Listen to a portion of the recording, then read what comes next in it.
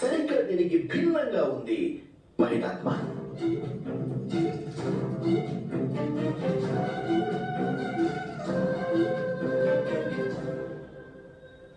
వాస్తవికత ఏమిటంటే నా మేనల్లుడు దుర్యోధనుడి క్రోధంపై కేవలం నా సలహా మాత్రమే అడ్డుకట్ట వేయగలదు.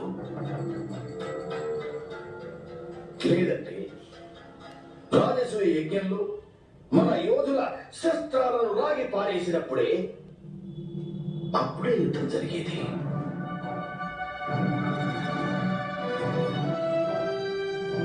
మన దుశ్శల భర్తకు అవమానం జరిగినప్పుడే అప్పుడే యుద్ధం జరిగేది. హస్తినాపురి దుర్గం పైకి పంచ పాండవులు ఆక్రమణకు వచ్చినప్పుడే అప్పుడే యుద్ధం జరిగేది. ఒకవేళ మీరంతా నన్ను ఈ విధంగా బహిష్కరించాలనే నిర్ణయం తీసుకుని ఉంటే ఇక మీకే తెలియాలి మీ ఆలోచన ఏమిటో మహితాత్మ.